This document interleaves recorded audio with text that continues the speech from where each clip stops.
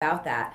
So I'm hoping my next guest might be in studio here, and I believe he is. Absolutely. It is Ray Rickman, No. sir. Thank you for coming in today. Thank you. I have been telling everyone here at the Navigant Credit Union Broadcast Center that we've kind of dodged a bullet with the snow.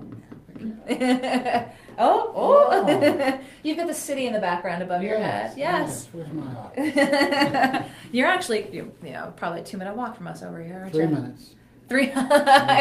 He clocked it. Well, I wanted you in today to talk about it's International Women's Month, and you've got an event coming up at the end of the month, the Maya Angelou poetry reading, and that's March 26th. Sunday, March 26th at Providence Public Library. 2 p.m. 2 p.m. and Free.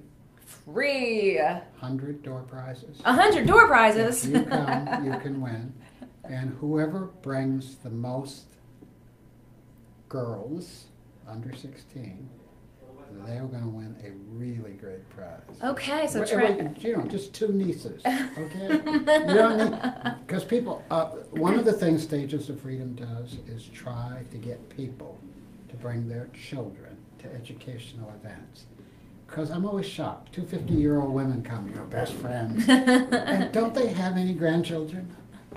Oh, I'm at 55, probably not. You never know. 55, probably yes, actually. But seriously, our goal is always to involve children. And this is a big celebratory event. Maya Angelou left us a little over 2 years ago. She got a postage stamp between then and now.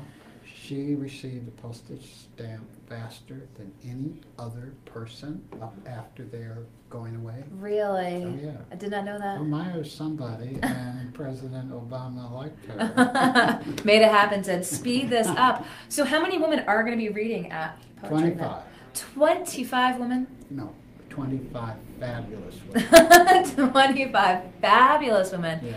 At 2 p.m. on March 26th at the Providence Public Library. Now I want to stress that because sometimes so this is to honor Maya Angelou. This is to talk about poetry.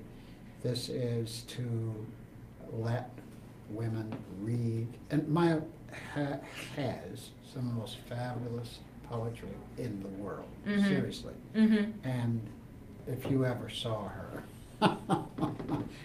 it was just unbelievable what she was able to do with it. Now, these women, most of them will practice, and they'll show up.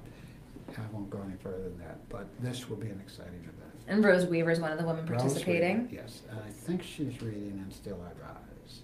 You may write me down in history with your twisted lies. You may, anyway, just fabulous. Now, this is me kind of mildly bragging. My mother's going to heaven, so I can brag now about little things. I know 35 or 40 Maya Angelou poems. And, I don't do them because I know the women's poetry. I don't know why. Testament to your mother? I don't know. But, it's hip swaying poems. I'm not a public hip swayer, but I have them memorized. So, really? Yeah. And you talk about this being a women's event. Do you see men coming to this event too? Oh, absolutely. Men. By a women's event,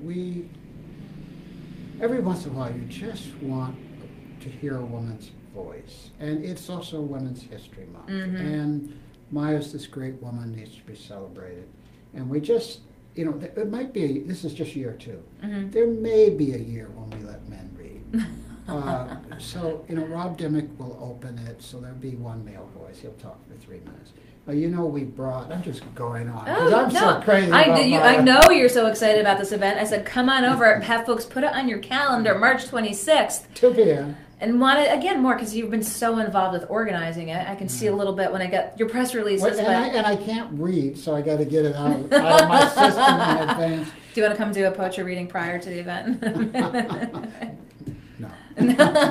So we really are going to make, this is an annual event, and we're going to turn it into something. We were in East Providence first year, and they only hold 70 seats, and there were 110 people. So it was a problem. Okay. And so now we've come to Providence, the public library, and it holds 300 seats. So we need an audience, but we need people to come and celebrate. we have these little sneaky things we're doing, Stages of Freedom. If people knew all the joyous parts of Black life, it really would make make people think differently. There's no one more celebratory. She's a dancer. She's a storyteller. She's a poet. She's a autobiography writer. There aren't a lot of those. She has the 4 books, and they only took her halfway through her life. Each book's only 10 years. And then, she's a novelist. And then she's civil rights advocate. She was secretary for Dr. King. We forget this. She helped Malcolm X, probably helped bring him from someplace to someplace else. I don't want to overstate that, because Malcolm X went to Mecca and he saw, he has all these racist views. And he goes to Mecca and he sees Arabic people, Muslims who are white. And he goes, my God, white folks can have good beliefs. He had to go halfway around the world to see that. To go to Mecca. I hope I don't get in trouble for that. But Maya helped Malcolm X a lot to get centered. So this is an extraordinary woman. And I was just trying to brag to you that we brought Maya Angelou to Providence, Hope High School.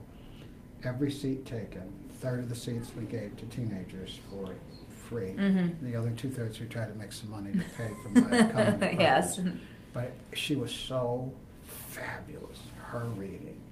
And this is before this kind of wonderful technology. So you have to hire someone and pay them $500 to take a video for you. And so we don't have one, which is unbelievable. But then she comes to the arcade where Rob Dimmick and I had a bookstore then. And she comes and there are 100 people who are guests. And she talks to them and she signs books and blah, blah, blah, blah, blah. And then she goes into our bookstore, and we had paid her, I guess, I'm not a New Englander, so I can say this stuff. We paid her $5,000 to come, which is $15,000 today, I'm sure. Well, yes. So she goes in the bookstore and spends $5,200 on books. Oh, that's fantastic. So, it's just incredible. So, do you expect to sell out? Do folks need to get tickets ahead of time to this? There are no tickets. You just show up? Just show up. It's Sunday, it's March. I don't know what you know about Rhode Islanders, but they need to be invited 2 or 3 times. You need to call their house. We are sending the engraved invitation as we speak. We are engraving it to you to come on March 26th. And, we're just starting off March here. We're kind of getting towards the middle of it. But I did want to ask you, as we wrapped up Black History Month in February, your thoughts on the state of race relations in the country here in 2017. Where is the country as we speak after having just celebrated Black History Month? So I was in Watertown, Mass. last night, 55 people at the library having a conversation. And I believe every single white person and most black people need to have a conversation about race. When they go to their office in their fancy law firm and there are 25 people working there and they're all white, in a city 51% black and brown, conversation needs to be had. Seriously. The janitor's white, all the secretaries are white. Now go down the street, people like to say, well, is anybody qualified? Yeah, go down to IRS and you'll see the place is 25-30% people of color. Because the feds have been working on it since the mid-60s and they almost have it right. Now we'll see if they keep it right during the next 4 years. But no, we're not doing, 75% of black children, 85% of Latino children are going to inferior schools. That is wrong. It's wrong. And, this conference on transportation, I heard someone say something I don't agree with. The state is about to make poor people subsidize their poor ride. The money isn't being spent on the ones who need it the most. And so this is true of almost everything. I think we're in a really bad position. And these Democrats in charge, and particularly the governor. Bring it a little closer to me over here, sir. Okay. They need to do more. Are you going to go to the transit conference? Yes. You're going to raise these points? I don't know. They're difficult. Yeah. And then they, Scott Wolf's a great person, and Grossmart, their intention is right. But I'm almost critical of everybody lately because you have to go from intention to doing. Mm-hmm. And half the time funding holds you back, half the time some public official holds you back.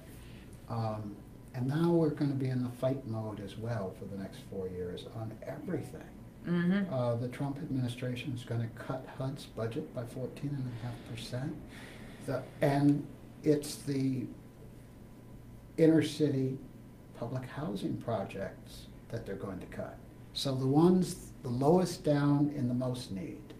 So we're going to have a rough 4 years. And talk to us, your Stages of Freedom nonprofit, looking at swim opportunities for inner city youth and children of color. Yeah. Talk to us about what 2016 looked like, how many children you served. Give us an encapsulation of that and what you're looking to achieve in 2017. So 2015, we put 200 kids in swimming pools to learn how to swim. All of them did. They got a certificate from the Y. And that one kid had to go 3 times. Last year, 311 children, poor children. And we forget sometimes that $100 is a barrier. Needing $100, you got to take out of the rent money. It ain't going to happen. So 311. This year, the goal is 400. Okay. And by the way, swimming isn't just what people think. Swimming is saving your life. Half the fire departments, you can't be a firefighter without swimming. But my favorite thing about swimming is when you're old, let's say 80, 90, and you cannot do golf, tennis, and you can barely walk. You can swim. You can swim, and it's uplifting.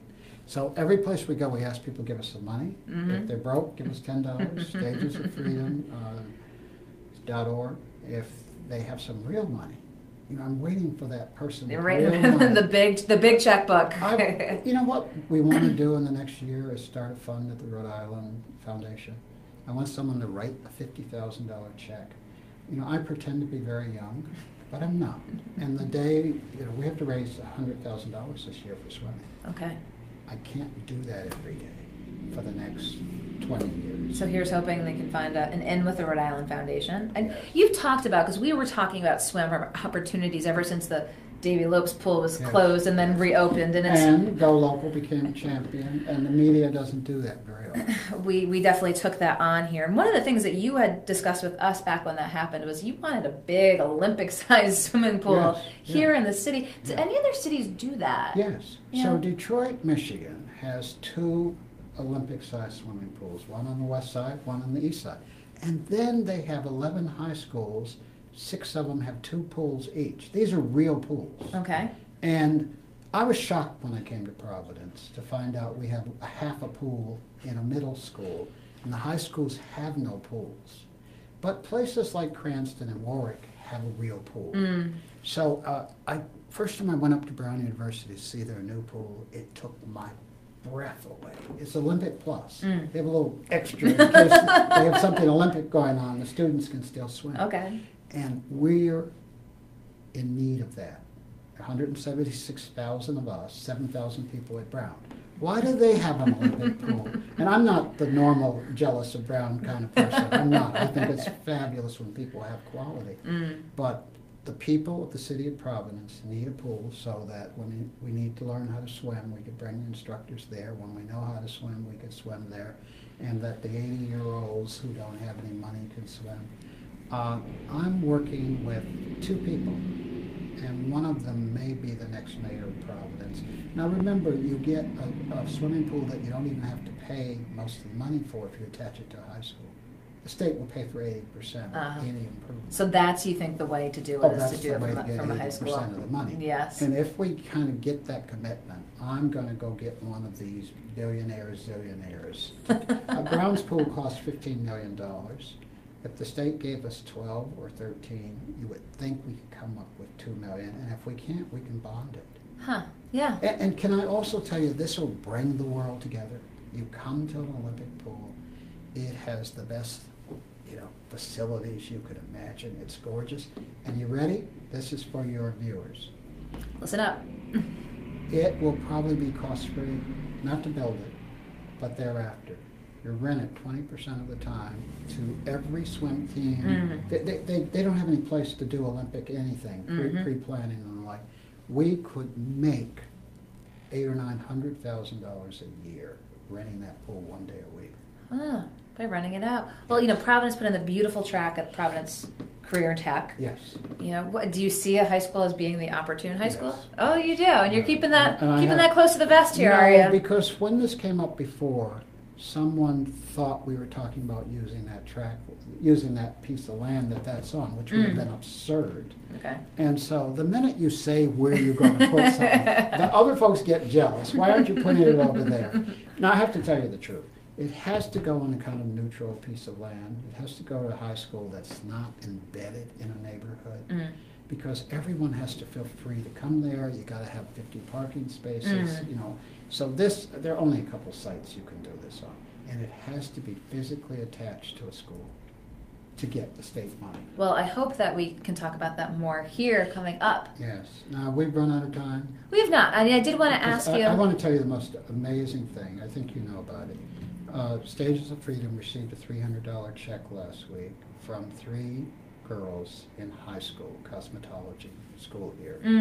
And they raised that money and they donated it because 3 of their classmates drowned last summer. And it just floored me, knocked me down in my chair for them to do that. But the 3 young men drowned separately. That's how bad this problem is. It's unbelievable. And we need to fix it. We, individuals, foundations, corporations, and the government. Well, I know that every time we talk, you want to bring the subject up again, time and time again, because I know this is the left issue. one out, and the media. And the media, we're on it over here. Don't come sneaking away from us over here. Okay. You've got Maya Angelou on March 26th. 2 o'clock. 2 o'clock. Providence Public Library downtown. Anything for people? Easy parking on Sunday. Oh, yeah, easy Don't parking have to on pay Sunday. a meter, lots of You know, you're going to, you know. What else do you need? Well, yeah, you've got it all there. And this is celebratory. I can't tell you You're going to come and have fun. Can I tell you, you're going to come and have a good time. everyone who comes will probably come again the following year. We don't, Stages of Freedom anyway, we don't do things half-stepping as the older black people say. We don't do anything half-stepping. And we want people to learn, to care. This is about teaching black culture to the entire community. Because we have this belief pattern, mission statement, that if everybody knew more about black life, black folks would fare a lot better, seriously. And black folks come in all shapes and types and income levels. And some of our life is celebratory and wonderful. And some of it's normal and some of it's rough. And we hear about the rough stuff too much and too little about the good stuff. But again, if people come, they'll go. And come to the website. You come to Stages of Freedom's website. Well, I'm so glad you came in today to talk about it. As you said, going to tell folks time and time again, but get it down on your calendar. And tweet your friend and bring a couple of 12-year-olds. Bring some young folks to come for the celebration. So, Ray Rickman, I appreciate it. Thank you. The Stages of Freedom here at Go Local. We'll be talking very soon, as I am.